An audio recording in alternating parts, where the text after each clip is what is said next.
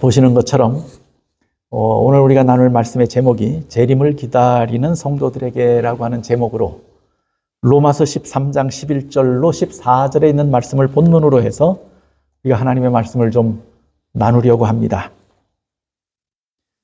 예수님의 승천을 지켜본 제자들은 한결같이 예수님께서 부탁하신 일에 열심하면서도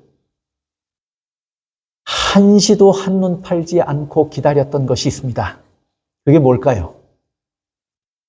예수님의 약속이었습니다. 내가 다시 오리라. 곧 자기 세대에 다시 오실 줄 알았고 다시 오시는 예수님을 만나게 될 줄 알았습니다. 그래서 그들은 예수님께서 부탁하신 일에 열심히 일하면서도 한눈 팔지 않고 누굴 바라보고 있었어요. 예수님을 바라보고 있었고 예수님의 다시 오심을 기다리며 살았습니다. 그런데 더 거슬러 올라가 보면 예수님을 직접 만나지 못했던 우리 믿음의 선진들이 있습니다. 믿음의 선조들.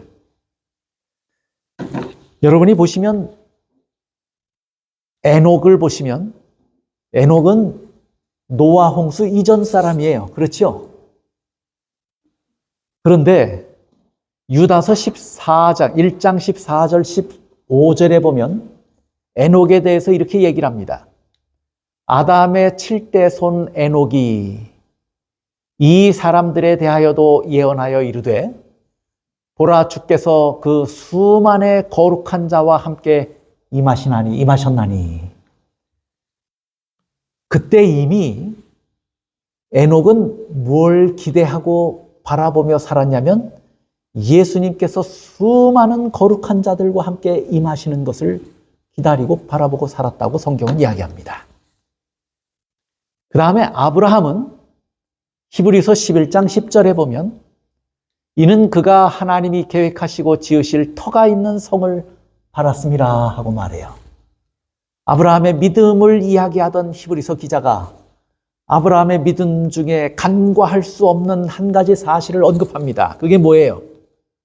아브라함이 눈을 들어서 예수님을 믿었던 것뿐만 아니라 하나님을 믿고 하나님의 말씀에 순종한 것뿐만 아니라 아브라함이 뭘 바라보고 있었다는 거예요? 거룩한 성, 하나님께서 계획하시고 지으신 터, 그 성을 바라보고 있었어요.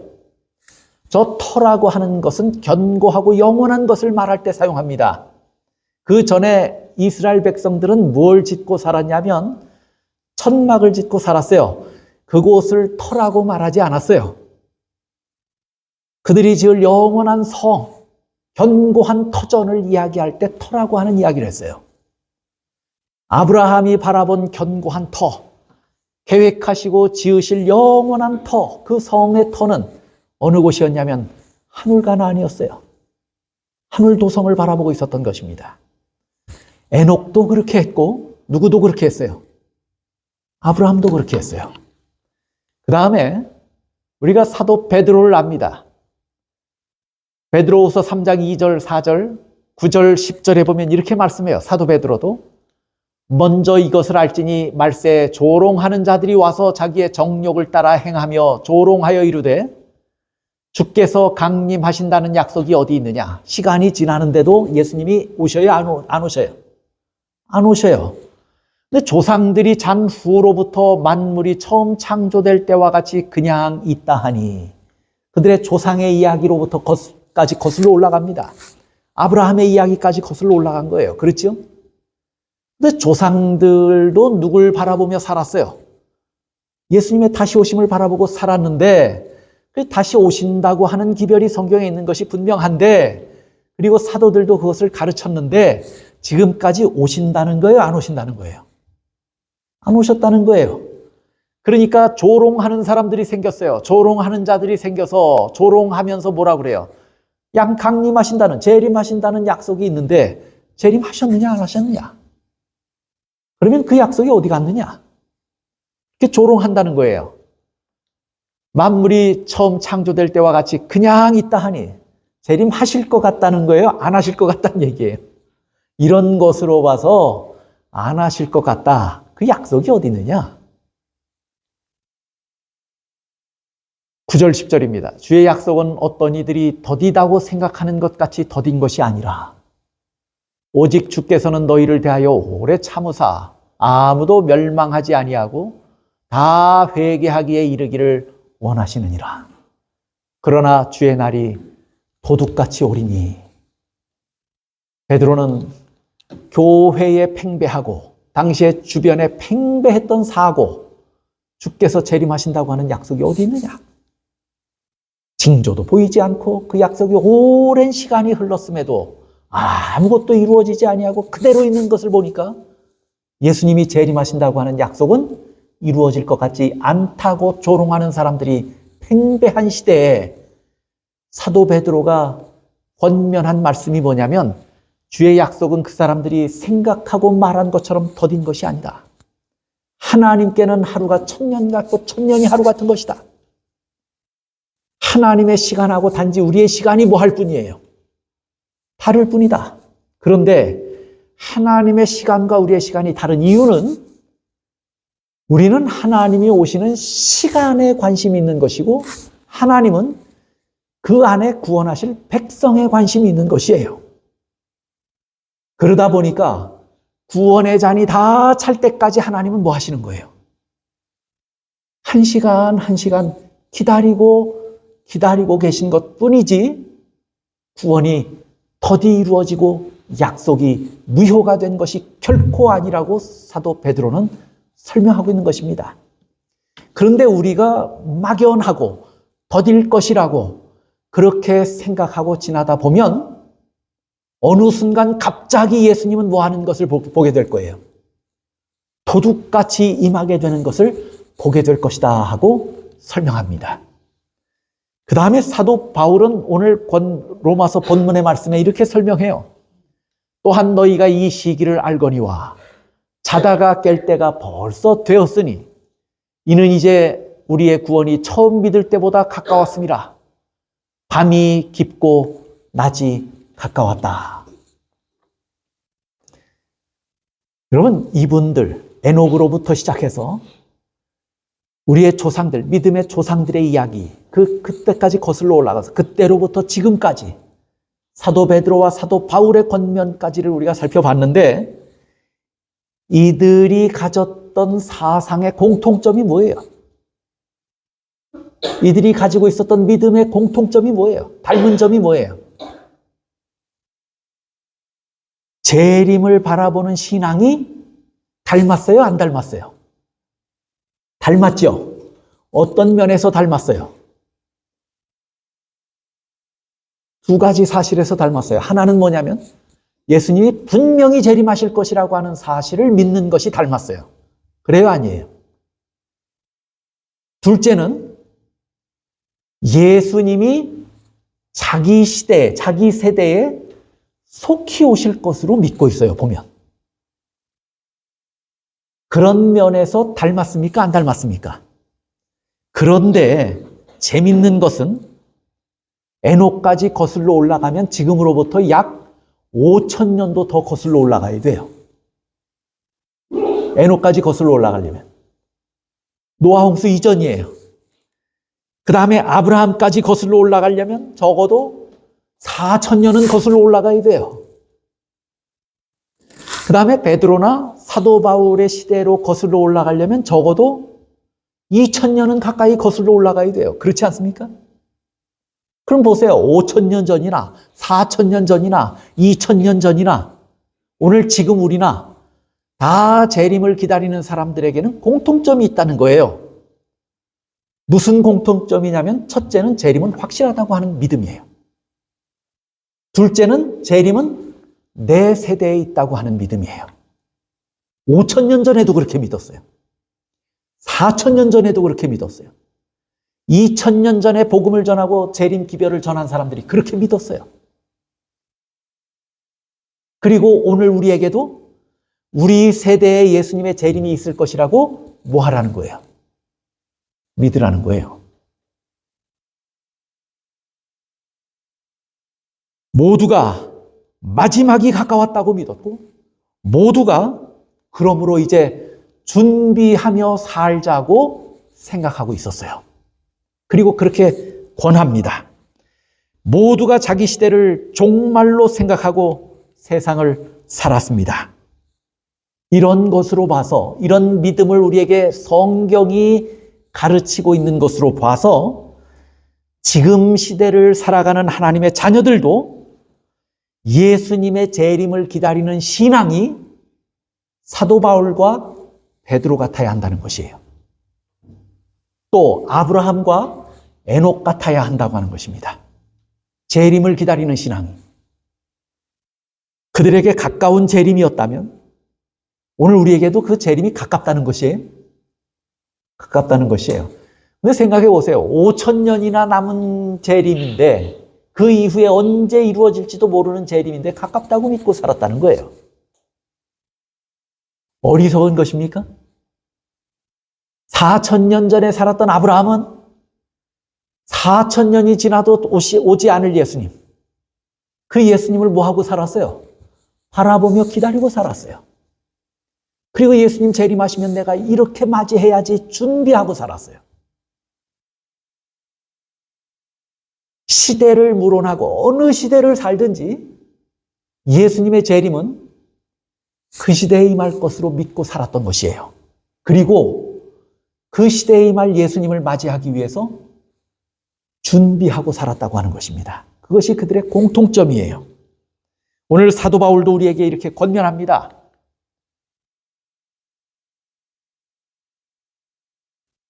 이 시기를 알거니와 자다가 뭐 할 때가 됐다는 거예요. 자다가 깰 때가 벌써 되었다고 하는 것입니다. 그러면 사도 바울이 권면했고 베드로가 그렇게 권면했다면 또 저 권면을 들은 초대교회가요. 예수님의 부활도 믿었지만 무엇도 믿었냐면 재림도 믿고 재림을 기다리고 있었어요. 예수님이 승천하실 때 12 제자들만 예수님의 승천을 바라봤습니까? 아니에요. 500여 성도들 앞에서 승천하셨다고 그랬어요. 그리고 성도들 앞에서 승천하실 때 하늘의 천사가 나타나서 뭐라고 이야기를 했어요? 갈릴리 사람들아, 너희가 어찌하여 하늘을 쳐다보느냐? 너희 가운데서 올리우신 이 예수가 너희가 본 그대로 어떻게 하실 것이라고요. 다시 오실 것이라고요. 500여 성도들이 천사들이 외치는 음성을 들었어요. 그러면 초대교회는 예수님의 재림을 기다렸을까요? 안 기다렸을까요? 기다렸어요. 자기 세대에 오실 줄 알고 기다렸어요. 만약에 그랬다면 그때로부터 지금까지 얼마의 시간이 흘렀습니까? 거의 약 2000여 년의 시간이 흘렀어요. 그렇죠? 2000년 조금 안 되지만 그 시간이 긴 시간, 1900년이 넘는 긴 시간이 흘렀어요. 그러면 그때보다 예수님의 재림은 가까운 것이 사실입니까? 아닙니까? 그때보다 가까운 것이 사실입니까? 아닙니까? 성경의 예언은 우리에게 무엇을 가르쳐 주냐면 1844년이 지나면 예수님께서는 하늘 지성소 봉사를 들어가서 중보 사역을 담당하시는데 중보 사역이 마치시는 시간은 성경에 예언이 되어 있지 않아요. 그렇죠? 그러면 예수님의 중보 사역은 어느 순간엔가 다 이루었다 하고 일어나실 시간이 있어요? 없어요? 있어요. 얼마 전에 한 목사님이 미국에 계시는 원로 목사님인데 전화가 왔어요. 연 목사의 설교를 잘 듣고 있습니다. 그런데 자기가 생각하는 것과 또 연 목사님께 묻고 싶은 것이 있어서 전화를 했습니다. 은퇴하신 목사님인데 그래서 아니 저보다 더 많이 아실 건데 왜 저에게 전화를 하셔서 뭐 이것저것 물으시려고 하십니까? 제가 그랬더니 예수님께서 다 이루었다, 다 되었다, 이제 다 되었다 하고 일어나시는 시간이 분명히 있을 건데 언제쯤 예수님이 다 되었다 하고 말씀하시고 일어날까요? 하고 저에게 물으시더라고요. 저는 예언하는 사람이 아닙니다. 그 목사님이 저보다 더 오랜 시간 성경을 보셨을 건데 목사님이 더 잘 아시지 않겠습니까? 아니 제가 연 목사의 의견을 좀 듣고 싶어서 그럽니다. 갑자기 질문하시니까 제가 준비는 돼 있지 않은 대답이지만 그걸 감안하고 목사님께 그저 감히 주제넘게 제 생각을 말씀드린다면 저는 이렇게 생각합니다. 예수님께서 다 이루셨다 하고 말씀하시고 일어나시는 시간, 그 순간은 첫째는 이 세상에 죄악의 잔이 가득 찰 때일 것입니다. 성경의 예언도 그것을 언급하고 있습니다.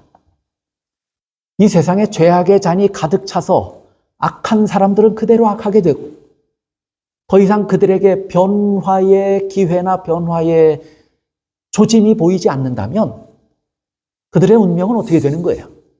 결정되는 거 아니겠어요? 성령이 그 마음에서 떠나고 양심이 화인 맞으면 그 운명은 결정되는 거 아니겠어요? 그러나 아직도 어떤 사람들에겐 기회가 있습니까? 없습니까? 아직도 어떤 사람들에게 기회가 있어요.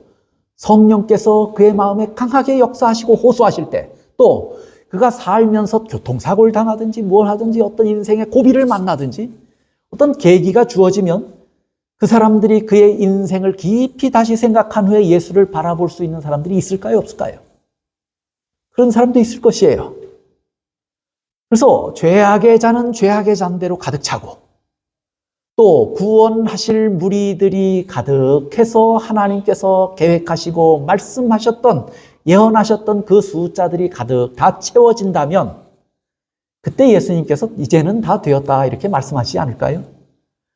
제가 몇 년 몇 월에 그렇게 될 것이라고 말씀은 못 드리지만 이 두 가지 방법으로 죄악의 잔도 가득 차고 구원의 잔도 가득 차는 어느 기가 막힌 순간에 가장 적당한 그 순간에 예수님은 이제는 되었다 하고 말씀하시고 일어나실 것 같습니다. 제가 나중에 제 생각이 더 정리되고 갑자기 질문하셔서 그런데 더 정리되고 더 공부해서 깨달은 게 있으면 그때 제 의견을 다시 말씀드리겠습니다. 그렇게 하고 몇 가지 개인적인 이야기를 나눈 후에 전화를 끊었습니다. 제 생각이 제 의견이 완전하지 않을지는 몰라요. 그러나 그렇게 생각을 했어요. 이 세상에 죄악의 잔이 어느 순간 가득 찰 것이다. 그 우리는 알지 못해요. 또 반대로 구원의 잔도 가득 찰까요? 구원의 잔도 가득 찰 거예요. 하나님께서 보실 때 이때가 가장 적당한 시간이다라고 판단되는 그 시간이 되면 예수님께서는 이제 되었다 하고 지성소 봉사를 마치고 일어나셔서 성경에 예언된 대로 천천만만의 천사들과 함께 구름을 타고 이 땅에 재림하실 것입니다. 어떤 사람들이 말하는 것처럼 파루시아 하는 것다고 그렇게 말했어요. 어떤 사람들이 말하는 것처럼 눈에 보이지 않게 공중에 임하셔서 어떤 사람은 갑자기 휴거돼서 올라가고 어떤 사람은 그대로 나오고 그렇게 예수님께서 재림하신다고 말하지 않고 모두가 예수님의 재림을 보게 될 것이라고 말합니다. 그 역사는 성경의 예언과 기록대로 그대로 이루어질 것입니다. 단지 우리가 알지 못하는 것이 있어요. 알지 못하는 것은 뭐냐면 그 날과 그 때를 뭐 한다는 거예요? 그 날과 그 때는 모른다고 그랬어요. 그 때가 언제인지 알지 못한다고 말합니다. 그러나 시간은 알 수 없을지라도 징조로서 우리에게 말씀하신 것이 있습니까? 없습니까? 징조로서 말씀하신 것이 있어요. 여러분이 세상의 흐름을 보고 계십니까? 세상의 위기를 보고 계십니까?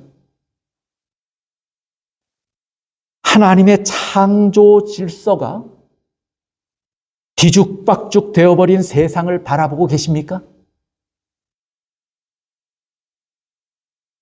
하나님이 만드신 기후와 하나님께서 만드신 성별과 남녀와 하나님께서 만드실 때 질서 있게 만드신 창조의 질서가 있어요. 그 질서의 경계가 지금 무너졌어요? 안 무너졌어요? 다 무너져 버렸어요. 또 하나님께만 속해 있는 생명의 문제가 있어요. 때로 하나님께서 마귀가 어떤 하나님의 종을 시험하려고 할 때 하나님께서는 때로 허락하셔도 뭐는 마귀에게 허락하지 않냐면 그 사람의 생명은 마귀에게 허락하지 않아요. 그건 누구에게만 속해 있는 거예요? 하나님께만 속해 있는 문제예요. 생명의 문제는.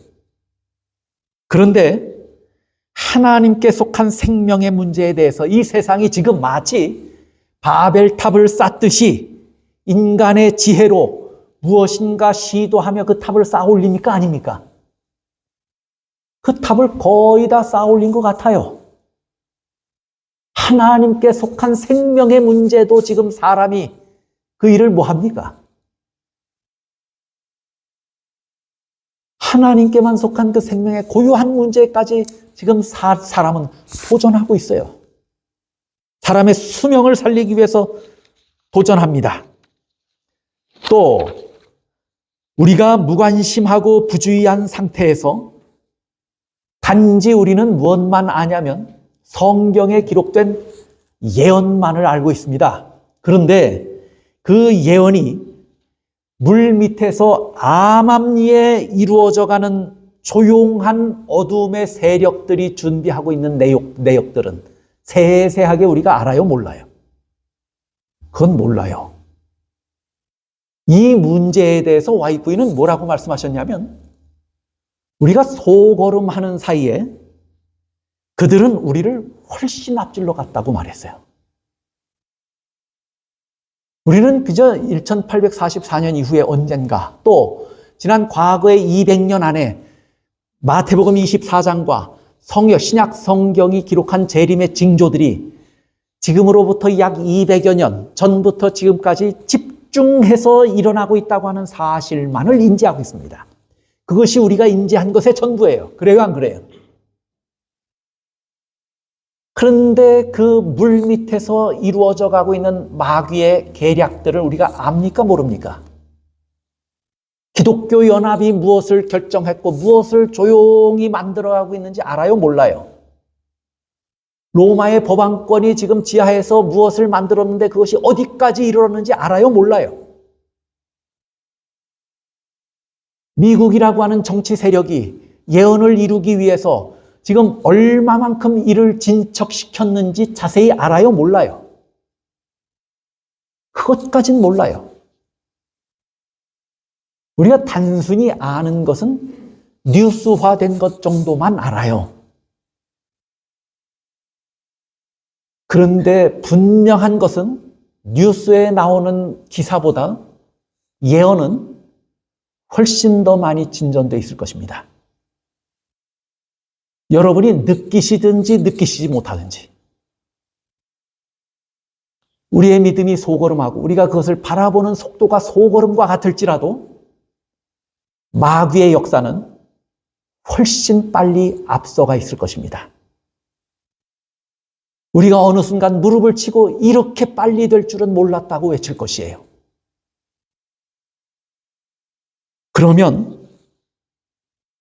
그리고 사도행적에서도 벌써 지금부터 사도행적이 기록될 시기면은 지금부터 얼마나 오랜 시간이 지난 것이에요. 수십 년이 지났는데 뭐라고 이야기했냐면 불법의 비밀이 이미 활동했다고 그랬어요. 불법의 비밀이 활동하고 있다고. 오늘 그 불법의 비밀이 활동한 그 일이 얼마나 앞질러 가 있는지 우리는 알지 못해요. 물속에서 암암리에 진행되고 있기 때문입니다. 그렇다면 우리는 시기를 알아요, 몰라요? 아무것도 알지 못한 상태에서 그것이 신속하게 진행되고 있음에도 불구하고 우리는 무관심하고 부주의한 상태에서 그냥 살아가고 있는 거예요. 홍수가 일어나기 전에 개미가 줄지어 이사가는 거 보신 적 있으십니까? 없습니까? 그 다음에 큰 화재가 일어나기 전에 쥐들이 난리법석을 떤다고 하죠. 저는 그건 본 적이 없어요. 그런데 미물들도 뭐 한다는 거예요? 미물들도 징조로 알아챈다는 거예요. 징조로. 여러분, 어둠이 깊었다고 하는 이야기는 무엇을 이야기하냐면 낮이 가까웠다고 하는 사실을 이야기하고 있는 것입니다. 그 다음에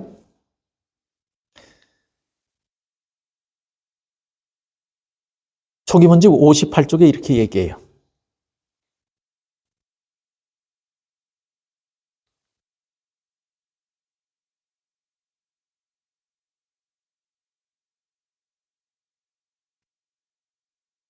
어떤 이들은 주님께서 오랜 후에 더딜 것으로 오실 것으로 보고 있었다.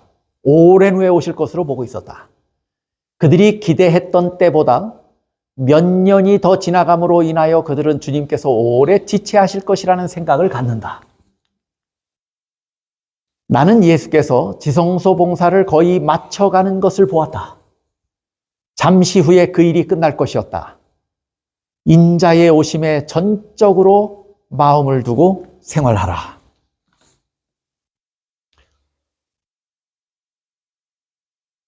예수님께서 오실 것이라고 하는 것은 분명합니다. 그러나 지금 우리가 단지 알지 못하는 것은 언제 오실 것인가에 대한 것만 모릅니다. 그러나 그것을 인지하고 준비할 시간은 충분히 우리에게 주어졌어요. 왜냐하면 징조를 미리 말씀해 주셨기 때문입니다. 그런데 제가 예언의 징조 또는 선조들이 믿었던 것보다 재림은 훨씬 더 가까이 왔다고 하는 사실을 말씀을 드렸어요. 근데 우리가 또 한 가지 아주 중요하게 바라봐야 할 관점이 있습니다. 우리는 다 예수님의 재림하시는 시간과 관계없이 개인의 종말을 가지고 사는 사람입니까? 아닙니까? 예수님의 재림이 30년 후에 있다고 하면 빠른 것입니까? 늦은 것입니까? 빠른 거죠. 근데 여러분이 30년 후에 살아계실 분이 몇 분 계실까요, 여기? 예수님의 재림보다 우리의 죽음이 더 빨라요. 성경의 모든 사람들이 자기의 종말의 때를 아는 거예요. 알았어요. 얼마 전에 여러분이 2025년 9월 3일, 별과 얼마 전이죠. 중국의 베이징에서 열린 전승절 80주년 행사에 시진핑하고 푸틴하고 김정은이 나란히 걷는 모습을 보신 적이 있을 것입니다. 그렇죠? 근데 푸틴하고 시진핑이 무슨 이야기 나눴는지 아세요? 뉴스에 나왔어요. 그들이 나눈 이야기가 생중계되고 있다고 하는 사실을 그들이 몰랐어요. 그래서 그냥 사담처럼 나눴는데 그게 전 세계의 매스컴을 타고 퍼졌어요.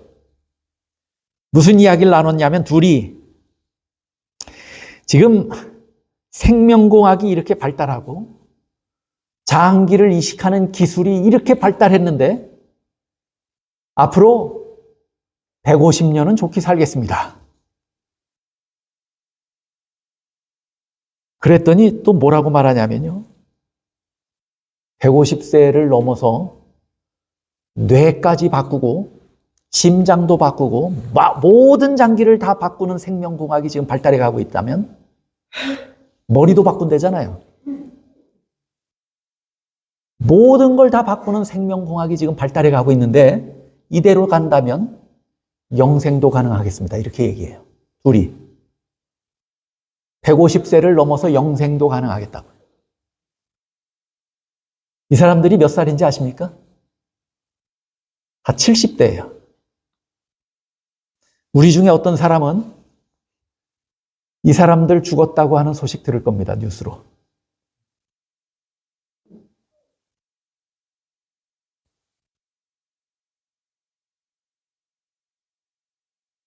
생명은 유한한 것입니다. 간혹 100세를 넘겨서 장수하는 사람들이 있지만 그래서 여러분들이 100세를 사신다고 하면 이제 몇 년 남았습니까? 100세까지 살면 정말 장수하는 거예요. 그게 최대한 100세라고 생각하고 이제 몇 년 남으셨습니까?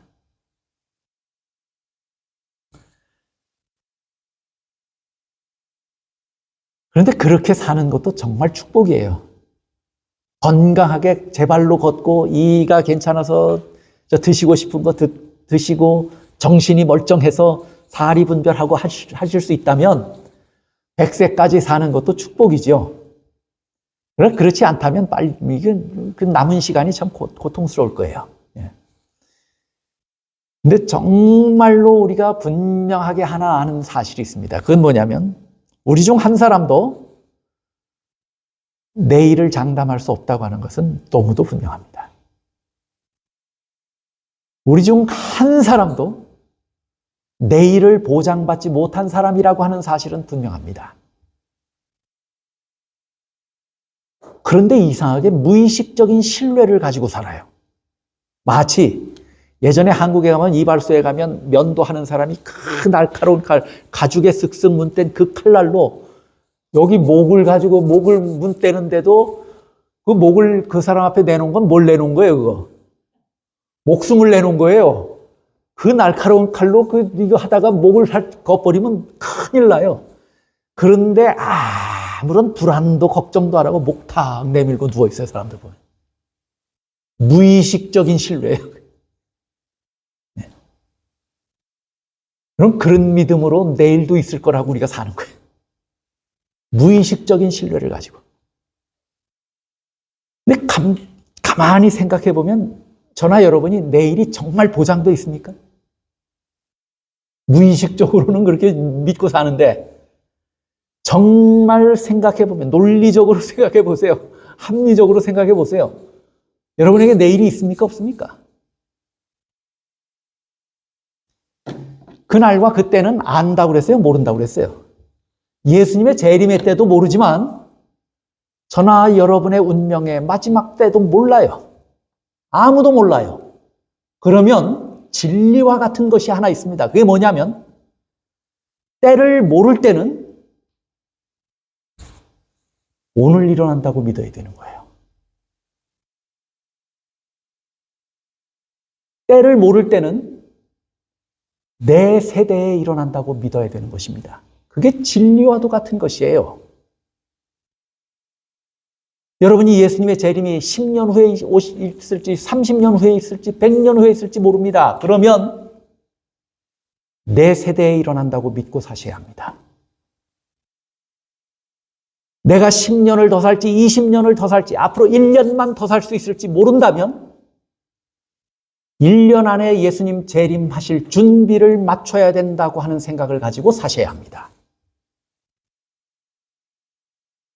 그런 믿음 없이, 그런 준비 없이 산다면 여러분 개인의 종말과 예수님의 재림을 도둑같이 맞게 될 것입니다.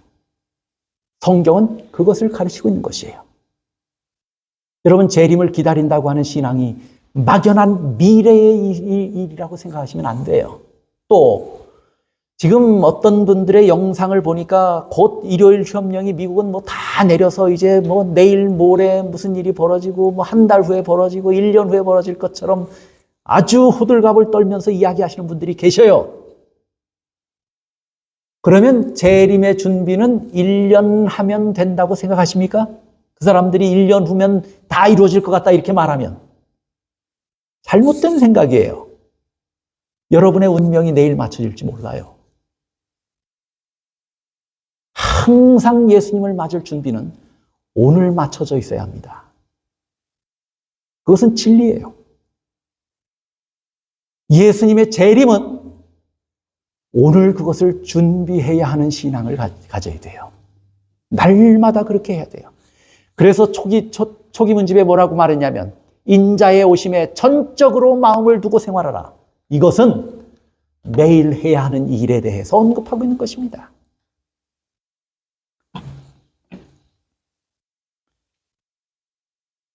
예수님의 재림을 기다린다고 하는 것이 무엇입니까?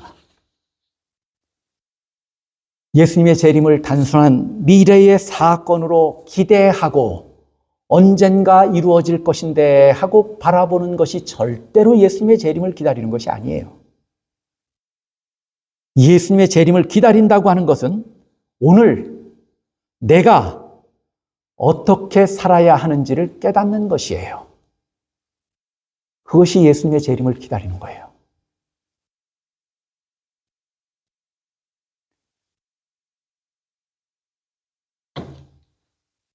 참 많은 사람들이 자기의 미래를, 자기의 내일을 알지 못한 채로 그에게 예수님을 믿을 기회가 수없이 많이 주어졌음에도 그 일에 별반 관심 없이 살아간 사람들이 있습니다. 우리 주변에도 여러 사람들이 있습니다. 우리 교회에 한때 몸담았던 분들까지 한번 생각해 보십시오. 그들은 내 이 아픈 것이 좀 나아지면 내가 예수 잘 믿을게. 내 이 바쁜 것이 맞춰지면 내가 예수 잘 믿을게. 심지어 어떨 때는 얘기해서 보면 한참을 오랜 동안 그렇게 돼서 이제는 좀 신앙을 다시 하시는 것이 어떻습니까? 마음으로는 믿고 있습니다. 성경은 뭐라고 말하냐면 로마서 10장 10절에 보면 마음으로 믿어 의에 이르고 입으로 시인하여 구원에 이르느니라 그랬어요. 입으로 시인한다는 것은 뭐냐면 너 예수를 구주라고 말하면 죽일 거야. 죽을래 살래. 그때 뭐 한다는 거예요? 그분이 내 구주십니다. 라고 이야기한다는 거예요. 그러면 그건 뭐냐면 예수 믿음에 대한 표현이 있어야 하고 예수 믿음에 합당한 삶이 있어야 된다는 얘기예요. 근데 많은 사람들이 아주 점잖게 이야기해요. 부드럽게 이야기하고 점잖게 이야기해요. 마음으로는 예수 믿고 있습니다. 그 예수 믿음입니까? 아닙니까? 아니에요. 절대로 아니에요. 마음으로 믿으면 예수 믿음의 표시가 있어야 합니다. 우리와 함께 신앙했던 분들, 우리의 이웃들 중에 많은 사람들이 자기의 때가 언제인지 모르고 무관심하고 부주의하여 살다가 이 생을 마감했습니다. 그들에게 구원이 있습니까? 없습니까? 하나님께서 그 영혼들을 어떻게 하실까요? 우리에게 주어진 시간이 예수님의 재림보다 훨씬 가깝습니다. 그리고 우리에게 있는 기회는 내 호흡에 생명이 있는 동안만 있습니다. 그렇다면 일요일 휴업령이 이제 내리려면 1년이면 다 된대. 그거 그렇게 귀 현혹되지 마십시오. 오늘 밤에 내 생명이 다할 때 내가 예수님을 맞을 준비를 마쳐야지 하는 심정으로 오늘을 신앙하고 내일을 신앙하셔야 합니다. 인자의 오심에 전적으로 마음을 두고 신앙해야 하는 것입니다.